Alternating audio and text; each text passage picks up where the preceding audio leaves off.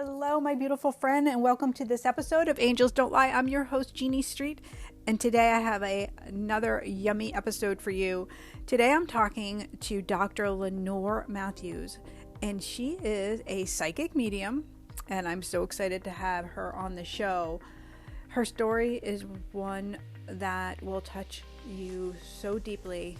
She lost her husband and found out after his death by suicide that he was guiding her from heaven, leading her to dive into her own gifts as a medium. She didn't even know that she was a medium, and she's taken this so seriously. She's leaned in and gone the distance with God to open up and even offer her resources for other mediums, and she's doing amazing things. So you're going to find out more in this episode. I don't want to give it all away, but it's super yummy.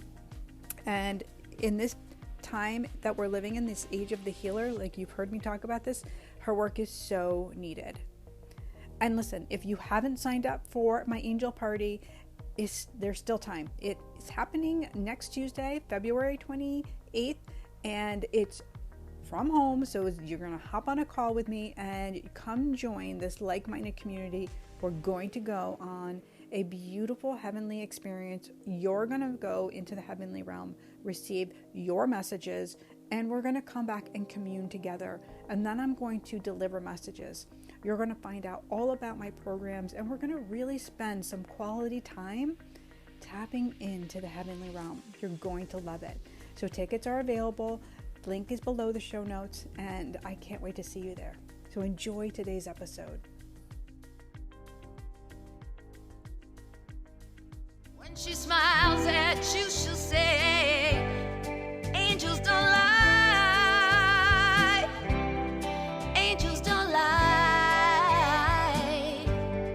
Angels don't lie. No, no, angels don't lie. Angels don't lie. No, no, no, no. Hi. Hello, good morning. Hi, pleasure. I'm like literally so excited. I just actually went to the bathroom and I'm like, God, I'm just so excited to meet her. I'm like, yeah. Well, it's likewise. I've been thinking, I've been up for a while. It's 8 a.m. here in Hawaii. Oh, okay.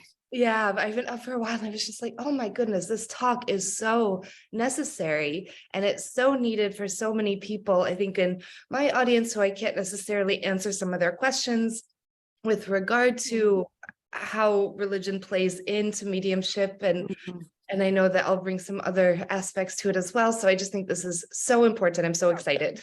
Full circle, always. Yes. First, your husband's here. Like he just is like so intricate in this and like arranging all of this. Yeah. I don't even know how you came into my view, but like randomly, I think it was on Instagram. I think I saw you and I was like, oh, okay. Yes. All right. I love this. This is a great conversation and your energy, everything spoke. And I was like, definitely want to chat with her about your gifts and, what it looks like for you going from maybe like this person who was sensitive to energy, but then was like cracked open. And what was that like for you? Oh my goodness. So it was, my world was turned upside down. My ability of mediumship opened up the night that my husband passed away. That night he passed around 11 a.m. and it was that evening was the first time he came to me. Okay.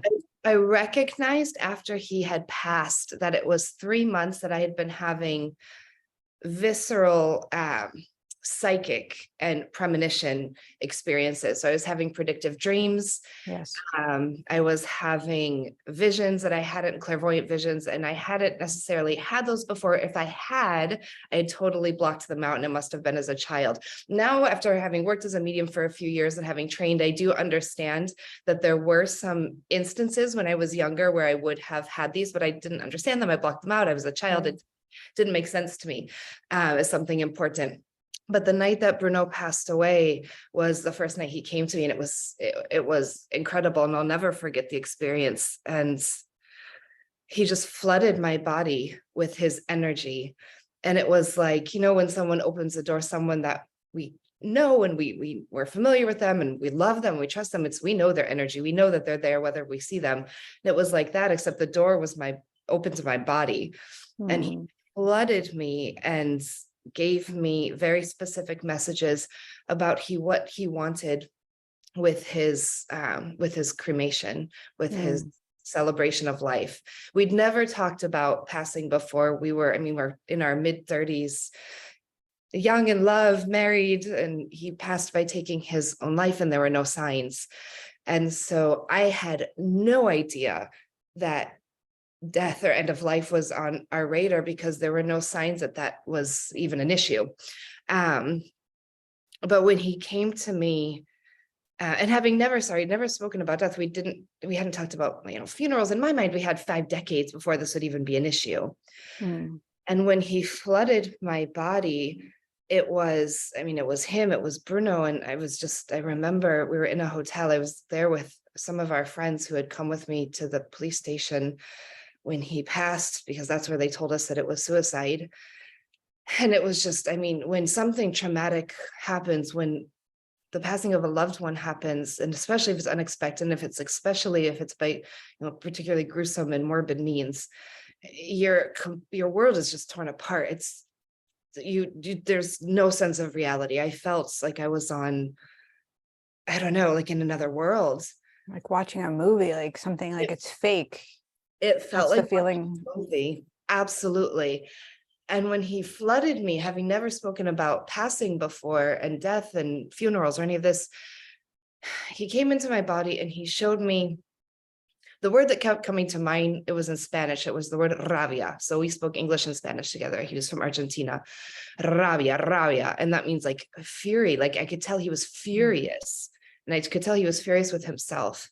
And I didn't understand that at the time, and it took me years until I really understood exactly, now working as a medium, what it is like working with people who've taken their life on the other side. But that was his initial reaction that he gave to me. And then very gently he came into me and showed me, all of a sudden I'm on the bank of a river with him, and this is all clairvoyant. And again, I'd never had these visceral experiences before. But I had been practicing meditation already for a couple of months before this happened. I think my soul kind of knew what was happening, what was on the horizon. And so I developed a meditation practice, which really was one of my pillars of healing as well. But because of that practice, I feel that that's one of the keys that opened me up to Bruno's energy. And I fell into a deep meditation. I'm on a bank of a river. It's this purple brown water. I know exactly where we are. We're on the bank of the river in his hometown. I can smell around me like barbecue, and I can hear music, and I can see people around me in shorts and flip-flops and soccer jerseys, and I can feel that Bruno's there, but he's not there. And I can feel this juxtaposition of from the people that are around me, of both this like reverence and love and just admiration amidst intense grief. And I know what he's telling me is he doesn't want a funeral. He wants a celebration of life. This is it. And he wants to be cremated with his ashes offered to the river. I love how you just even explained it. And I know you have some amazing programs and things that you offer people, and I do as well. And it's one of the things I was just talking to my mastery students about when a message comes through, you might want to stay quickly and just sign off and be like, that's it. But when you open up your senses a little further in heaven, what happens is you have more of a visceral experience, and then it starts to tell the full story. And I think where so many people, wonder and question and doubt is they just get that one like tap in, and then they shut it off. Like, why is he by a river? It's not by the river, and then close it off.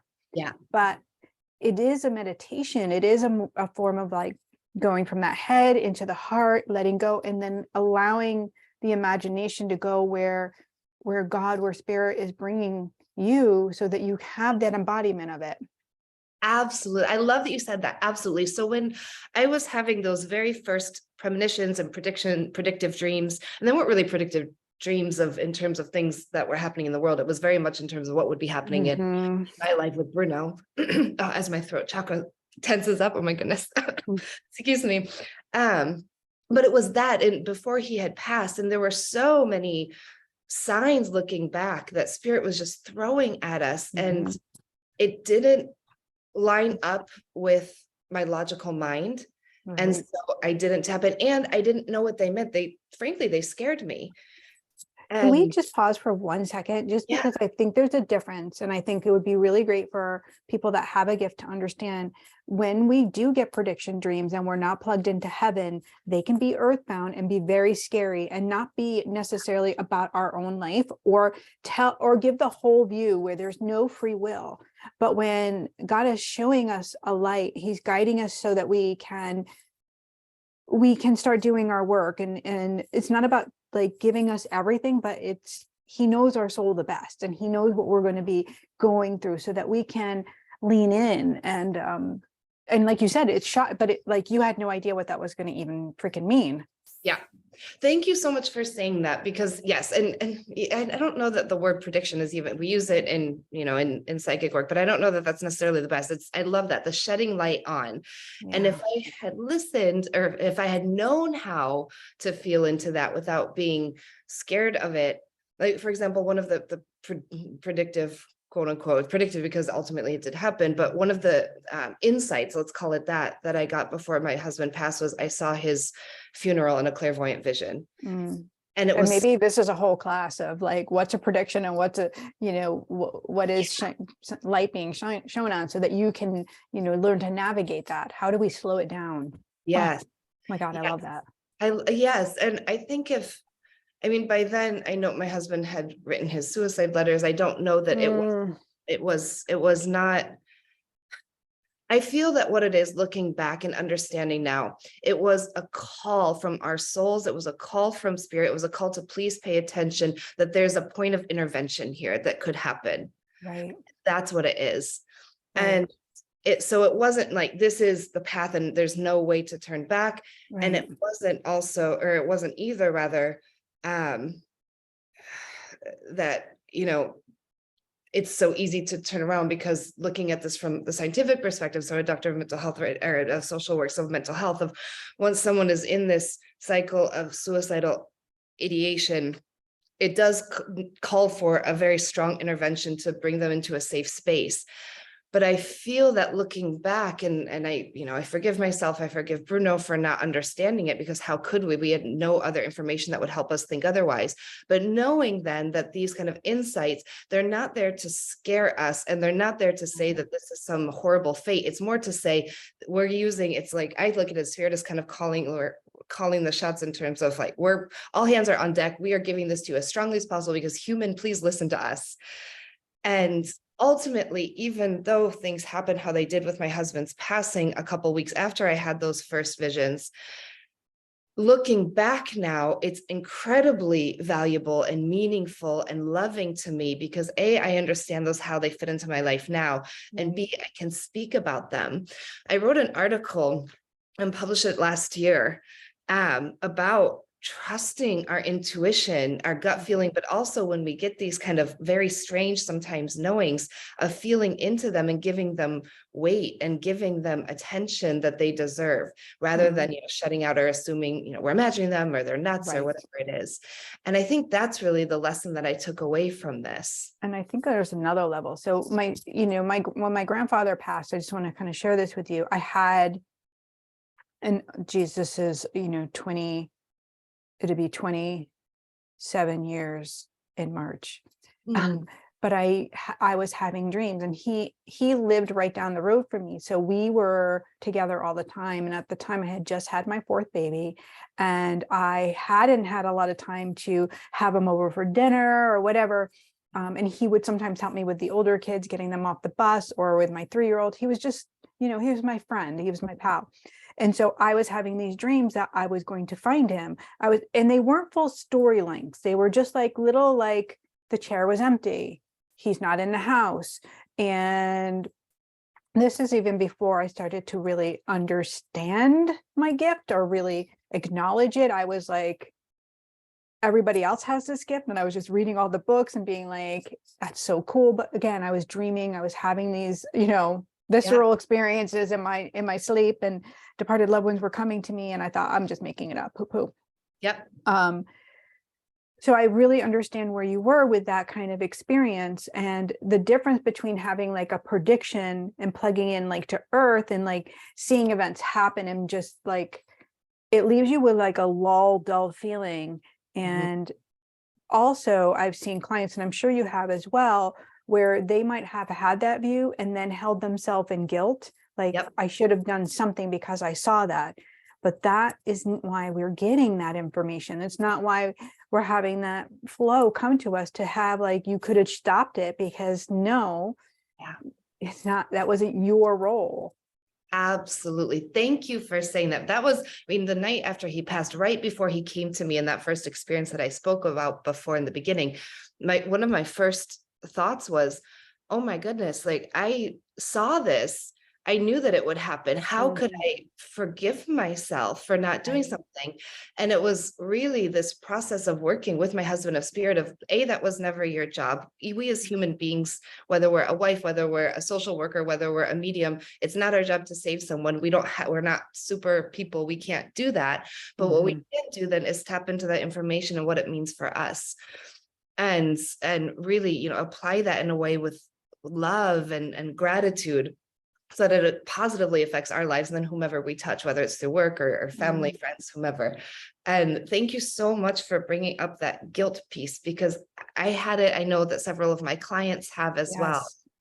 And I did as well too. Like, I thought if I had stayed longer in the vision, if I prayed more, I thought all of these things that I could have prevented what happened. But then, I love how spirit works. I kept getting this song that was really relevant.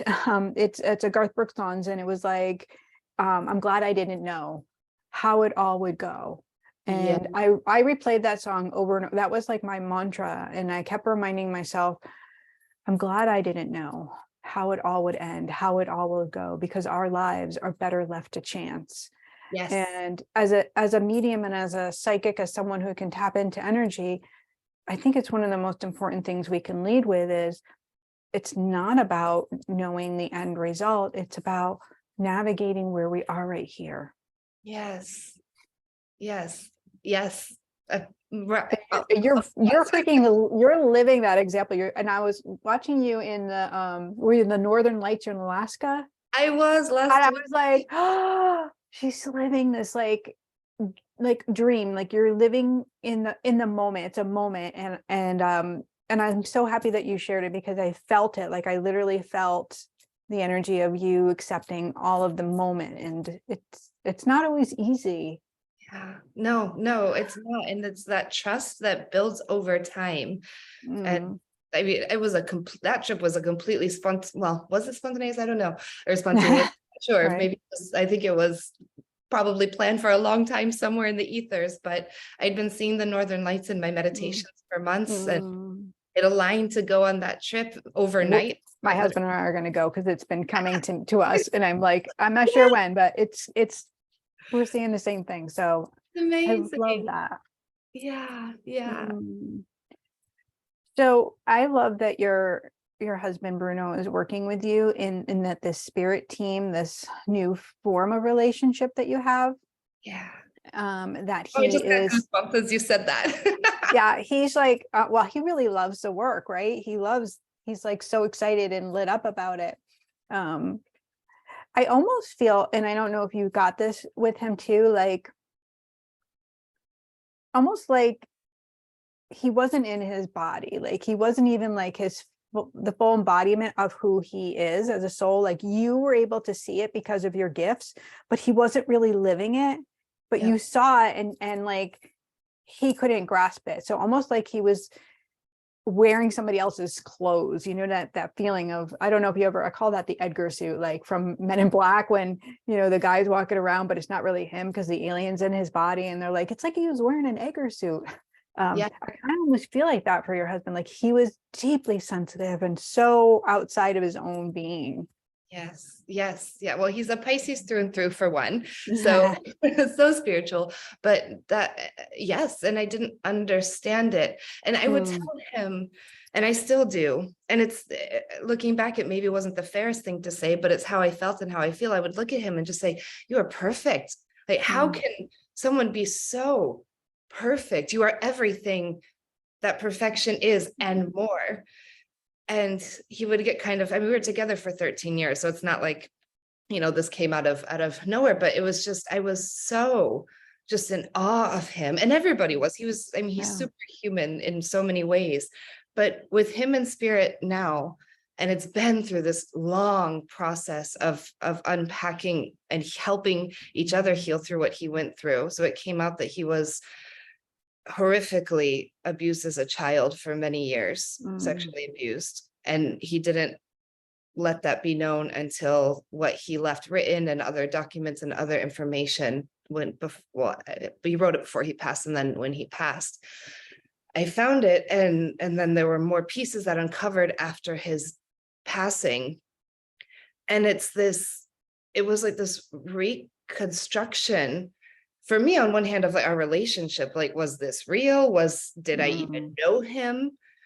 But then at the core of it was, no, it's Bruno and I, like, we're connected through this like cord between our hearts and our stomachs, our guts. And it's like, we're each other. And now when I feel him, because of this deep work that we've done together and that he's done on the other side, and he's let me see snippets of it, but that's his sacred work as well. And I'm sure he'll tell me all about it someday when I'm over there and can really understand, because I can't even fully understand it here, even being a medium. But he's big now, and he's so shiny, right? he's His cute. energy is shiny. Yes, and he's good. And as a But human, I also want to say, like, how brave that he put it on paper. yeah, Like, for so many people that lose their loved ones to death by suicide, that aren't able to get to that place. yeah, And because of what you were doing in your energy, and because of what you were doing with your meditation, energetically, you were lining up and showing and teaching and leading him to be able to feel safe to let go of that in some way, shape, or form. And maybe it was, like, I don't know, just a freedom of some for him, like, yeah. And and a lot of I that don't has know. come through with the writing that we do now. I mean, Mm, there's this whole process, again, from a mental health perspective, of someone who's gone through abuse, who's been told to hide it for their entire mhm, life. That's been reiterated in the system in which they're in for many reasons, to keep it a secret. And really the uncovering of what he went through came through the depths of the work that we've done together mm, after. And that's where, and with people that he loves, his friends, for example, just knowing what happened to him and loving him anyway.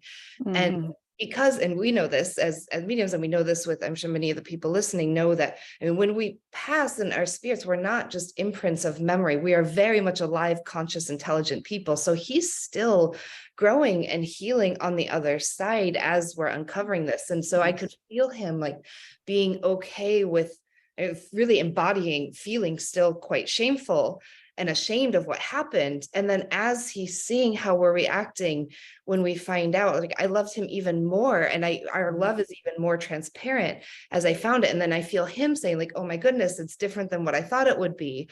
And so mm, there are these like iterations that we still very much heal on the other side, because we are still yes. tied to our human, but we're also on this other bigger plane where things are different and bigger.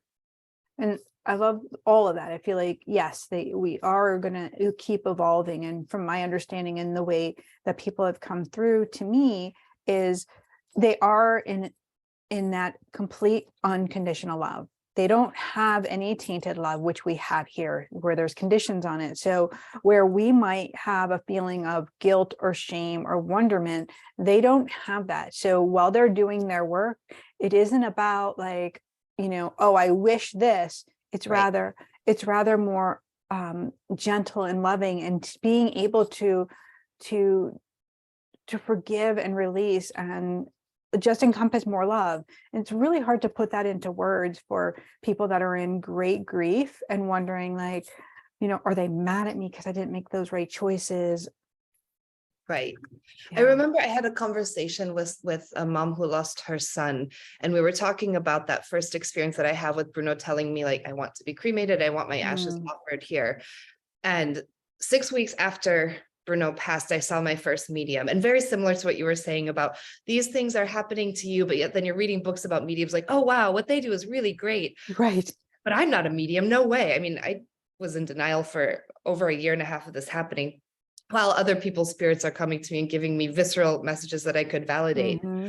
But with, I lost my train of thought there as another message is coming in. The mother with her son who. Thank you. Yes, sorry, I got contacted. That's okay. Yeah, so I saw my first medium and they validated everything. They the cremation and the river and all of these things came into that medium. And to me, that was my first validation. One, that this is real, and two, that maybe I'm getting things from Bruno. This is actually, even though I knew it in my gut. Was speaking to this mother who lost her son and she wasn't a medium. And she said, well, what about those of us who maybe chose something and we wonder if it wasn't the right thing, if we buried them in this plot, but they wanted that tree. I mean, how do they feel about it?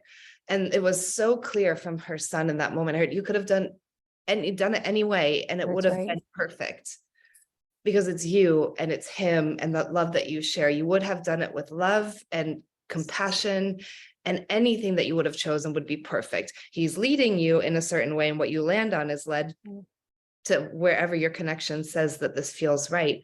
But really, it's not like, do it this way or else I'm furious. It's more, thank you for loving me. It's a soul by soul thing. It's different for each of us. And there's we take into this consideration, there's a contract that we have. And so when we are in this great grief, whether we have a gift or not, it doesn't mean that we're always going to be shown what you were shown.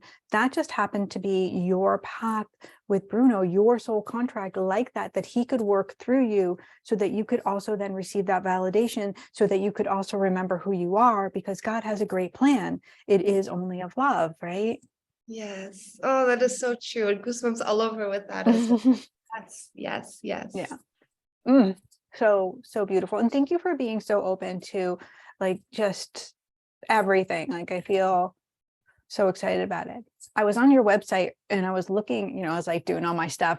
You have a really cool new program you're launching. I don't know if it's a program, but do you want to explain that a little bit? Yes. So I have a couple things going. The one that you might be referring to is the discovering your own intuitive gifts. Is that that one? Okay. No, wait, is it called LabCorp? Oh, the Living Lab. Yeah. Living Lab. That was it. And I was like, ooh, I need to talk about this. Yes, I want to know about the other stuff too, but that's the one that just popped into me. I was like, I gotta know more. Thank you for I'm not the science girl. So I think that this is like, we're a perfect mix. I'm like all like, floaty God, love, I just know what I know. And you're going to put like science to it. And I'm like, yes, we're going to be best friends. It's going to be great. So. I love that. Thank you for bringing that one up. I'm thinking about the other programs that I'm very excited about as well. But as soon as you say the Living Lab and the research, my whole body just lights up and my face is this big geeky grin, and I'm excited. So actually, the idea came to me a few months ago in a Kundalini energy healing session with an incredible friend of mine who's also a suicide loss survivor of her brother. Her name is Rebecca Jacks. And I've been working in energy healing as part of my just survival the last few years. And things really shifted in the fall. It was about 2.5 years after Bruno had passed. And this project just opened up to me. So my background is in evaluation research, program evaluation. So I have a PhD in social work. I used to work in international human development organizations. And basically what I would do is evaluate or assess different programs and policies and how well they do or don't meet human needs, impact people's well-being, health, mental health, physical health. So that's where I come from in my training. And I had done that for many, many, many years. And that part of me, that researcher part of me, is so still a part of me. As extroverted as I am, I also love to sit by myself with my laptop in my lab and run statistical models and search and read. And I love you, geeky. I love it. I'm a total closet nerd. I'm not so closet. I'm very nerdy. But that's a part of me. It's like I'm a Libra. So it's this yin and yang. Part of it's a spiritual and part of it's a scientific. So it came to me in this energy healing and it feels so right. And I know, and I've known that part of my purpose is to bring my very grounded evidential side. And the fact that my specialization is an evidence-based practice and evaluation. It's like literally my job was, I don't believe it unless there's evidence. Show me the data, show me the evidence. I need the numbers or the quotes to speak to me in a way that actually, validates this. And I weave that very much into my mediumship as well. If it's not evidential, then, there's evidence somewhere, if anything, of how the feeling is soulful, et cetera. So the program, long-winded, back to the beginning, sorry about that. So what I'll be doing with the Living Lab is I'm launching a few studies of my own and then working with other healers, including mediums, to evaluate their work. So the two studies that I'm launching right now, and these are investigative, they're qualitative research. So that means talking to people in interviews, also doing some questionnaires and surveys, but really getting the lived experience through words. And the first is on how mediumship affects widows' grieving process. And also mental and spiritual and emotional health. And so I'm working with very in-depth interviews and processes of multiple encounters with a handful of widows who are not mediums. They were clients of mine, and then we're working with a couple other readings and then interviews to really capture both that, that like high that comes from a mediumship reading, but also then the time that elapses after when you've integrated mediumship into your life. And the preliminary findings are incredible. I don't want to spoil it yet because I want to analyze all the data before I really put it out there. But it's more or less showing that, well, first of all, mediumship is an incredible tool for healing grief. And the women that I'm working with, they're all women in my study by chance or by coincidence, or not, but most of them are very skeptical. A few had a very scientific or a different religious orientation before that have prevented, or not prevented, but been, an obstacle to seeing mediums, or they wouldn't have had a reason to see mediums. I didn't either before. And the way that mediumship has helped them in their grieving process of understanding their grief in the bigger picture, connecting them to their loved one, opening them up to new activities and pathways and spiritual practices, and also just things in life that they enjoy. It's incredible the impact that it's had. And there are also implications for mental health practitioners in terms of grieving isn't this process where we close at the end and then we move on to life. And if we integrate a perspective that's more spiritual and intuitive that connects us to our loved ones, it opens this door to this continued, it's not a closed circle, life cycle of grief. It's more this open path. And mediumship is really a mediator to that. It opens us up to that. And then the second study that I'm doing is, I'll just be quick on that one. It's on investigating other people's whose mediumship opened up after a loved one passed. I think what you're doing for me, I think when I read it, I was like, this is a breakthrough for understanding the gift that God has given us in terms of yes, everybody can have a connection with their loved one. They can have this experience. It doesn't mean that every person is called to be a medium. And I believe that you can train and use your muscles, but it doesn't mean that it's God calling. God calling is you're going to know, it's going to be right there. And it's going to be like, okay, I'm going to use my gift in this way. And your gift is going to really open the gateway to understand how this will really help people to move through grief, to remember we're not alone. And it's just going to put so much energy to it. So I think very I don't know if you watched the Long Island Medium, but she really gave a name to women mediums. She really was a person who stood forward to say women have this really beautiful gift, and then we can be fun, we can be light. And she opened the world for us in many ways. And I was there were others that pioneered before her as well, obviously, but because she was on TV, it just gave a sense of yep, we're safe to go here. Yeah. So true. So true. And as the like part B to the living lab, the name also came in the energy healing. Like, okay, whatever you say, spirit. I love the name. Way to go. Use that alliteration. But the Yeah. second part of that is working with other healers and both evaluating their work with them, especially with trauma and grief survivors, but then Right. teaching them how to evaluate it. So how do we capture and how do we convey how impactful our work is? How Right. do we let people know beyond testimonials? And testimonials are the foundation really of our work, but it's beyond that. It's like, how do we show that people's lives are better, that people Right. are freer, that we live bigger, that we live And happier, maybe even healthier, like maybe healthier? even, yeah. Yes, all of these things. I mean, since Yeah. mediumship opened up, my physical body is Yes. so much healthier just because when we follow the energy and when it leads us, I mean, I don't drink alcohol anymore. I used to love wine. I don't drink alcohol. I eat plant-based. I do all of these physical activities because it's Right. empowering and it feels good and aligned with. Feels good. Yes. Yeah. Yeah. And this is the stuff that happens when we work through, and I don't feel when we work through a spiritual perspective, but I don't think it's a spiritual alone. It's the mind, it's the mental health, plus the physical body, plus the spiritual. And to me, it's all the core of this is our intuition. So our own connection to our soul of where am I going? Right. What is my path? What is my dharma? Yes, absolutely. I literally just had a beautiful reading this morning with a woman who I've read her before, and just it was like night and day, where I hadn't talked to her since November, and she reached out and we did this 30-minute, just a quick kind of connection again. And I'm like, you sound like a different person. And she said those words. She said, I wouldn't be where I am without this, this guidance, this support that came through you. And I'm so appreciative. And of course, like it's not of me, it's of God. And so the praise is like, thank you for serving this woman. I also get to heal and grow just from being with her. And it's just wonderful on so many levels. It is. And I've talked about this on podcasts before, but there's something, and I don't know what it is, but as a scientist, I hope that I can ascertain it and actually capture it and measure it someday. But when we work with mediums, there are the messages and the growth that comes from that and knowing, and it's all channeled. We can't make this up. I mean, the things that come through are so big that it's beyond what our cognitive mind can create.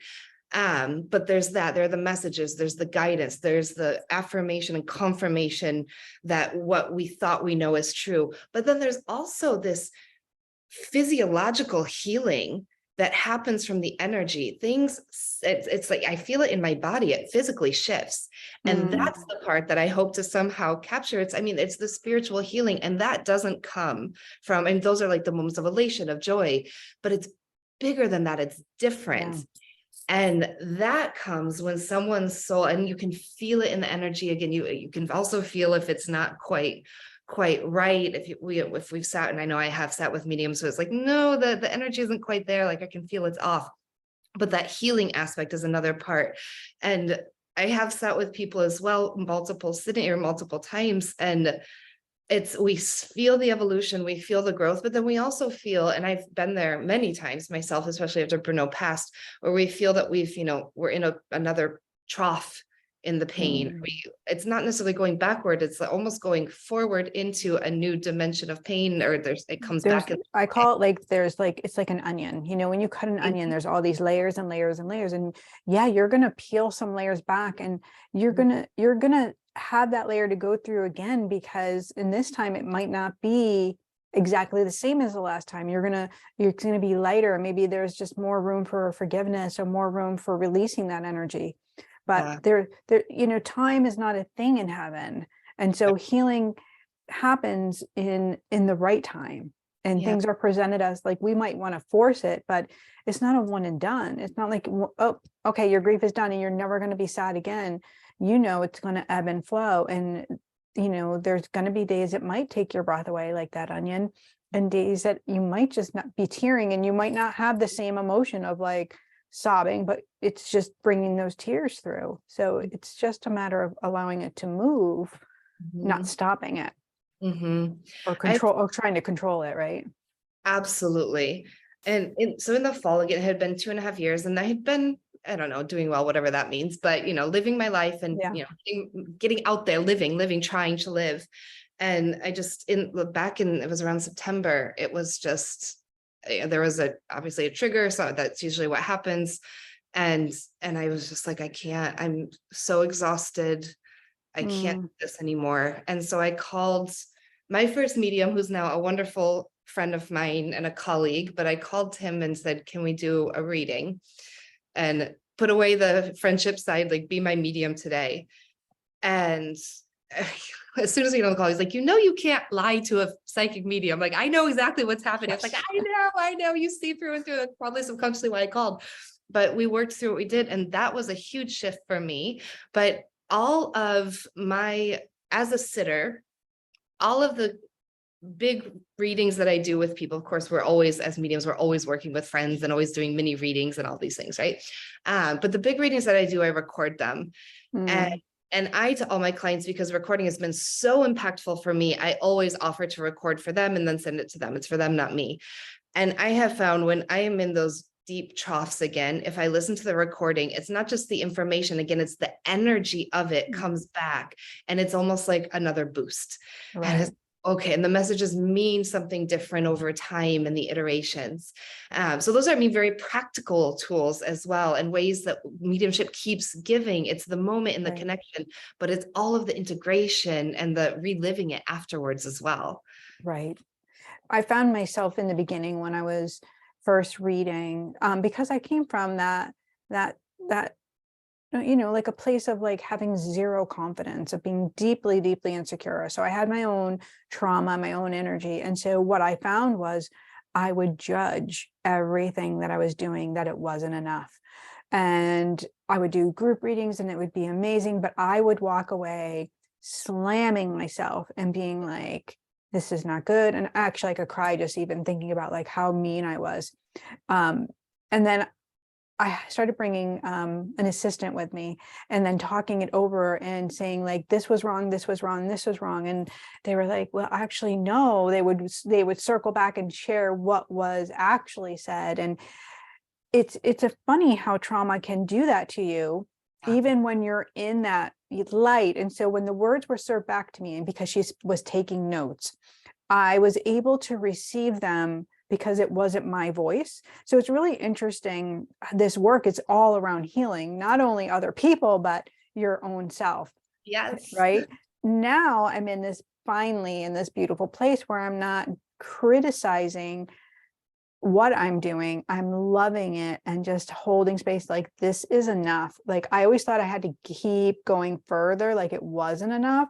Yeah. So I found this pause and allowing it to have to marinate, so they could integrate what was coming through instead of bombarding with more and more and calling more people through and more people. No, it's okay. Just, even if it's one person that comes through in a reading, it's enough. If God shows that, that's what I have to do, instead of going past and pushing and being like, I want more over here, I'm needy. Absolutely. And sometimes that's in my experience as well as a sitter, sometimes I only want to hear from one person. I'm there for my husband, but then sometimes my grandparents come through and an auntie, and it's like, okay, you wanted Bruno, but the whole brood is coming in today. So get what you get. So yeah, I love that our work is going to bring us through our own healing as well as really support others. So I think because we have experiences, that's what will be used to really help your clients go further, because you emotionally know what it feels like to lose someone. Yeah. The way you've gone through it. Yeah. And I will say, if anyone is tuning in to this episode who is a developing medium, whose mediumship opened after their loved one passed, I do have to say, just, oh my goodness, give yourself time. And I was so eager to understand what this all meant. And, again, I was in denial that I was a medium for it. And as I say, in my throat just tightens up that I was like, I'm not a medium. This is so weird. This is crazy. Absolutely not. But then after I'd accepted and started developing as a medium, started going, to Arthur Findlay classes and Journey Within and working under other mediums, then it was like, okay, now it's all hands on deck, let's go. I'm ready to do this work to help other people. And that's when I really had my crash in last fall, the 2.5 years after this opened up. I was giving, and I would get emails from people like, I'm saying you helped save my life. I didn't say that, it was their people in spirit, and I was channeled through me, but this helped save my life. I feel alive again. I feel like I've gotten, myself back. And I was so depleted because I'm sitting and I was doing, 15 readings a week, and I'm sitting in grief. And then I scaled that back, but still like sitting in the grief that would just sit in my body and open things up for me.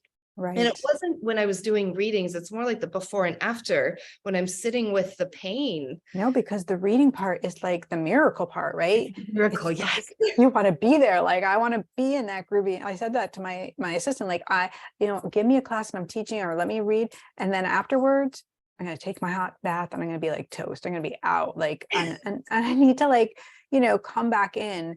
And I agree. Like in the beginning, I think we want so much to serve other people or to help them that we will tend to overgive, not realizing that we can only give from the level of love in which we're holding for ourselves. Oh, that was so true. That is so true. And that was so true with where I was. So I stopped doing readings. I got very sick. My body physically always sick when I'm tapped out. And I told Spirit, I said, listen, guys, who's ever listening, wherever you are. Right. And I said, I will continue doing mediumship. I love this, but you've got to give it to me in a different way. More light, more joy. I'm not settling for anything else. Right. And I took time off. I really focused on my human self of my physical body, spending time with my family. I traveled for the first time. Bruno and I used to travel. We lived all over the world, and I hadn't traveled since he had passed. And so that was a huge, I don't know, like reclaiming, I think, for me. Yep. And then it came back, and that's when Living Lab opened up. Like, nope, I'm still the researcher. I still love that side. Yep. This is the part. And then I've gone back to doing readings, one kind of aspect in terms of the research that I'm doing. So really researching and assessing how that works. Then also, I'm working with other mediums in group settings, which to me is like, this is so much fun. I love working with other mediums. The energy is high, and that's a place one-on-ones are just, it's still maybe too early in my grief. I've learned, and I'm glad that I went through doing that, year and a half of a lot of one-on-ones, but now it's like, nope, it's a lot of people in a room. Let's all heal together. And it'll probably change. It always does. It always evolves, but that's where it is. Yeah. And I love that, when we let go, that what needs to be kind of transpires. And, again, like as you're growing your muscle, as you're learning to understand your own gift, you might make those mistakes of like doing all of those readings. And I remember I did this, I don't know if you ever did those psychic fairs, but I was like, okay, I'm going to go do a psychic fair. And my angels were like, oh, okay, you're going to bring a crystal ball. Like they were so funny with me. And I was like, what? Like I was like, wait, isn't this what I'm supposed to do? And they're like, no, but if that's what you want to do, it's fine.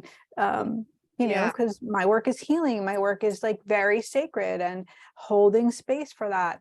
So I've let go of some, the same thing, like let go of some, like doing too many readings in a week. Like, and if I'm doing a live one, if I'm doing an in-person event, I clear the slate, day before, day after, so that I'm really reserving my energy for myself.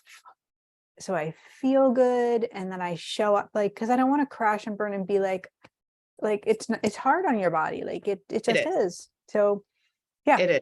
It's very hard. Mediumship can be hard. And especially I wonder, I'm such a physical medium. And so I get yes, me too. Okay. So our bodies feel it. Yes. I had a reading a little while ago with someone who had IBS and I was feeling it in my own body. For people that had, who passed from substance overdose, and I'll feel what substances feel like in my body, even though I've never actually as a human used those substances. Right. So I've wondered, it's just, I know it's not harmful, but it's all so new. And so it's learning how to process that in a way that feels okay with my energy without depleting. And then the scientist side of me just wants to understand it, investigate it all. Yeah. And then being able to unplug afterwards. Like I was very acutely aware. They showed me very early on this energy of being an empath and a medium, of taking on the energy. It actually can change your DNA. it can change your DNA. So you can end up having surgery for something that wasn't yours in the beginning if you're not processing and clearing your energy. Mhm. So that is one thing that I learned very early on. So you're going to research that and let me know how that comes out. Oh my gosh, yeah. I can't wait to start working and researching. I'm starting to pen it now. Now it's on air, so it has to happen. It'll happen. But start working with mediums and like really empowering our voice and saying, this is what the field looks like. This is where we're going. These are some of the issues that we want scientists to look at and, and understand. There's one thing I wanted to say, kind of backing up a little bit about what you were saying about working with, how many readings you do a week, et cetera. There is, and also tying into even your mention of Teresa Caputo, Long Island medium at the beginning of really putting women on the map. And I totally agree with you. So as we are opening up to our gifts, and I'm sure there are developing mediums who are listening, as we're opening up and really understanding what our path is, one is being open and knowing that the iterations will take us in different places, and that's totally great, cool, that's how it's supposed to be. But also knowing that I do feel this in my whole heart and soul, that as we're moving into this different phase of kind of normalizing scientific merging with spiritual, we're beginning to understand that mediumship isn't just, it's not all charlatans trying to, make a buck or on a boardwalk somewhere. It's not that. This is actually something that's real, and science is showing that. There are paths that we as intuitives are forging that haven't been forged before. And so to know that we don't all have to be the next, we don't all have to be, and we won't all be the next Teresa on stage or one-on-one medium. There are a billion plus ways to do mediumship that we haven't even discovered yet. And right, it's part of the fun. It's also part of the intimidation. And so it's scary because we don't necessarily have a model to look towards, but that's the beauty of it. And so when we just dive in, be open, I feel like there's going to be this wave, and I'm seeing it working with my clients, or I'm sorry, with my colleagues rather, who are mental health practitioners and mediums. We're forging new, and goosebumps all over, new territory. We're diving into new frontiers that don't exist yet. And so be open to it, be excited. You're not alone in your path. If you're like, where am I going? But it is guided and there is a reason for it. And it literally is so hard not to compare yourself to someone else, because that is something that it has been really thick and really heavy in energy. And, when someone comes into my program or comes to hang out and work with me, and I'm sure they do with you, you let them know like their brilliance and their greatness is so needed. We don't need another one of, me or, Teresa Caputo. Like, they're exactly who they are, but we want this person to come and shine, and really like helping them to clean up their life in the way that makes sense for them and use their gifts, because not everyone is going to use them in one-on-one sessions or in group sessions. They might use it to write a book. They might, like you said, there's all of these new paths, and they might use it to help people cross over. There's just so much goodness that we can do with our gift where we're being called. Yeah, absolutely. And I feel like in the beginning as well, we're sort of attracted to all the shiny objects, like psychic detective work and working with cold cases. And then I did some crossover work, and I work a lot with children who have gone through abuse, both in this side and on the other side. And it's like, whatever it is in that moment, it's not like we have to, and I feel like now where we are in society, especially with, Instagram bios and things like that, we have to define who we are in a box. Right. This work, we might have a wave of doing psychic detection work, and then we might have a wave of doing healing and a wave of Reiki, and that's okay. And it's all just adding to our toolbox, it's adding to our energy, but it's also just adding to the healing work, exactly as you said. And I so agree with other people, but ourselves as well. There's a reason we're attracted to what we're attracted to, even if it's only for a week or, a year. Yeah, a week. I know. I've done that too. Like, I mean, I wore many hats before I actually came out of my medium closet and just decided okay, I better start doing this. So I closed my shoe store and I was like, I'm going all in. And my husband would be like, well, all right, what are you doing now? Because I did it all. I literally had a little daycare, or I had, I cleaned houses, or I worked at Macy's behind a makeup counter. Like, I did so many things, waitress, and then I was like, I gotta be me. I gotta be me. I gotta get this book out of me that's been calling. And I started leaning in with that love. And I think that's the thing I can give as a gift is like what you feel is that semblance of love. Is if it's scaring you, look at that. Yep. Look more at that. Oh, so true. So true. So true. So I feel that for you. I feel like you and your husband are going to write a book. Oh, yeah. And oh yeah. Okay, good. So I'm glad you got it too. I was like, oh, okay. So I'll tell her you guys are going to write a book. I don't know how you're going to write that as a co-author. He's like, but it's going to happen. Yeah. Yeah. We've been working. He showed me that the 2 days after he passed, and I was Okay. like, I know, I got it. Gotcha. And it's gone through iterations as well, because parallel to this beautiful mediumship experience, that also was sometimes quite scary when I didn't understand it. In terms of, scary in terms of my whole life is turned over. But it's also, I mean, it's been grief, and especially traumatic and complex grief, it takes your life over. There's no break from it. And it'll be 3 years in exactly 2 weeks from today. And it feels so different, but it has been my full-time job for the almost 3 years of healing. It's been, I mean, I have not shied away from it, and for better or for worse, I don't know, but grief it's omnipresent when this is where you are at. And so the mediumship side has, of course, been woven into that, and it's helped it. Sometimes it's also triggered some things, to be honest. But finally, I feel like we're both, Bruno and I, are in a place where there's some levity and a lot of clarity and some releasing. For me, there's been a release of, I don't need to feel him and receive his signs every, hour, every day. Right. But yeah, so now the book will come now that there's I feel like it's going to come. I have one of my dearest friends. She lost her husband around the same time, three years from a cancer. And I've watched her grief journey, and, to hold space for a friend, interestingly enough, of course, I'm going to read with her. Like if we're going for a walk and he's there, like, I'm like, okay, Spence's are showing me this or this. But where she is now, and it's interesting. It's still hard. It's still, and she's so beautiful in her faith and in her light and what she believes, but she also still misses him. And it's hard to know like what it would be like for us, when you don't have that, or like how to show up. So maybe we can offer some words of advice of things that people can say to a friend who's lost their spouse, or to lost a loved one, instead of making it about them. Because I know that she had a lot of that, can't call, I didn't know what to say, like not about you, it's about your friend. So would that be something that would be? Yeah, of course. Thank you for opening that up.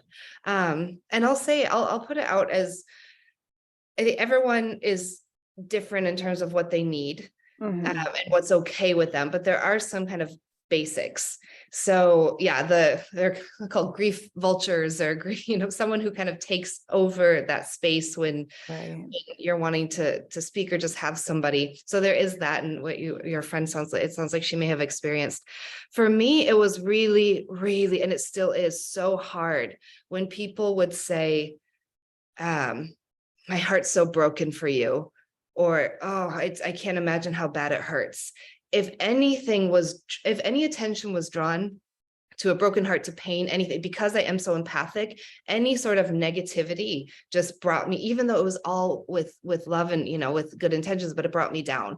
My heart is so broken for you. Like, okay, well, my heart is so broken, and now I feel your broken heart. So, thanks for that extra layer, even though that, of course, was not the intention. There was also, it really hurt me when people, especially right in the beginning, would talk about Bruno in the past tense. So, days after his death, but even a year or 2 years after, and say, he was. To me, he is. And now it's been 3 years. And so I can say, like, he was, for example, he was from Argentina. He was an engineer, but he still is my husband. He still is Bruno. He still is loving. He still is incredible. And part of that is the connection that we have in being a medium. Like, I know that he still is. I have the evidence that gives me the confidence to say that he still exists. But even before that happened, and I guess this is for anyone who's supporting someone in grief who's just lost someone, our brains, our cognitive minds don't understand that our person has died for weeks, months, years, even. And so my brain did not understand that he had died for, it was like 7-8 months where I was finally like, oh my goodness, like Bruno's like, he's actually gone, like he is dead, physically dead. Right. And so to hear people talking about him already as a memory, where to me, my brain hasn't made that connection. There's just this, this total disconnect.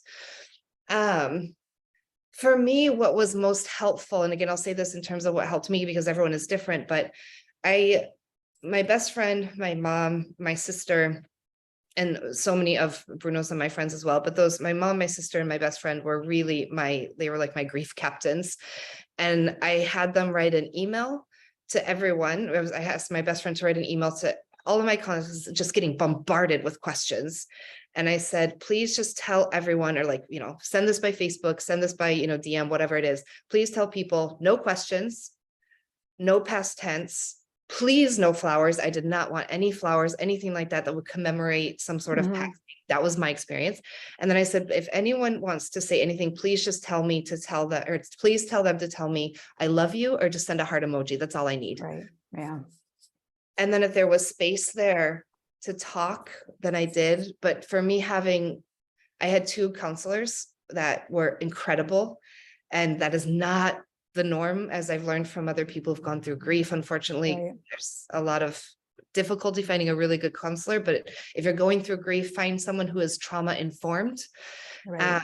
And then say in the beginning, if you're having spiritual experiences or intuitive experiences, don't feel like you can't tell them. I told my counselors upright in the beginning, I didn't understand it. And it was more because I was like, if I need to be, assessed in some way, please tell me know, or let me know, tell me. And they just normalized. I said, whatever you're experiencing is your experience. On my website, under the resources tab, I have tons of places of where to go to find counselors, support in grief. So if it's drlenorematthew.com, and it's the resources tab. So there's a lot there. Also on where to go for developing mediums, also where to go on suicide, suicidality, suicide loss, and also where to go on supporting survivors, including male survivors of child abuse and sexual abuse.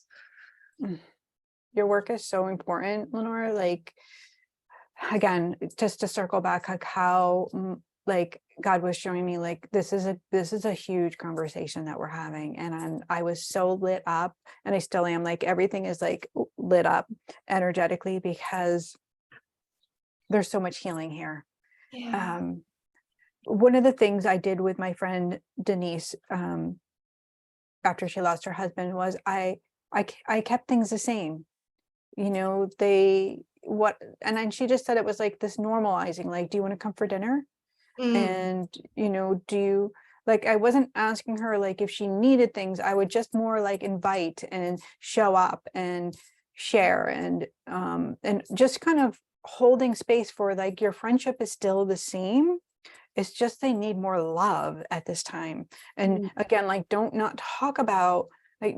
not talk about Spencer. I actually talked about Spencer and her mom. And, if there was a moment where there was a message or a hug or a little, like, love nugget, then I shared those so that she too was feeling it. And she felt safe to share her holy experiences as well. Yeah. Like, I felt Spencer, like, she didn't feel like she had to hide that, because most people that lose a spouse do have an experience and they don't know how to, say it out loud, like, I dreamt, or they're trying to get them in their dream, like,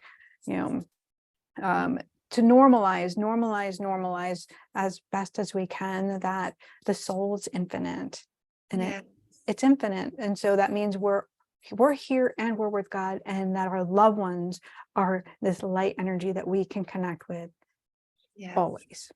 Oh, so beautifully said. Yes to all of that. Yes. Well, I really hope our paths cross again, and maybe we can collab on something. I would love that. You are such a love, such a light. I mean, you look like an angel. You are an angel. You're so sweet. Such a sweetheart. And I'm really honored to be able to share this conversation and just be in your energy as well. Thank you.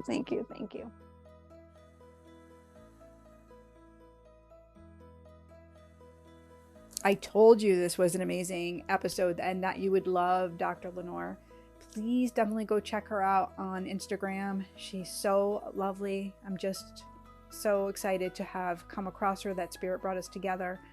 And I am really excited for the angel party. So come on, get your tickets. Link is below. And we are going to be going into the heavenly realm.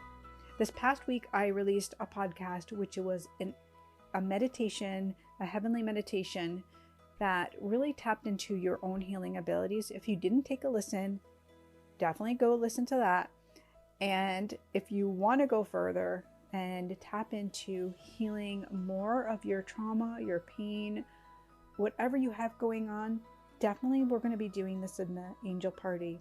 It's a very profound healing experience. And receiving the messages from our departed loved ones lifts us and fills us. So I'm really excited about this journey. I haven't done one in over a year, so I'm really excited to be doing this again. And I cannot wait to see you there. My friend, you are loved unconditionally, and I hope you have a really beautiful rest of your day. God bless you.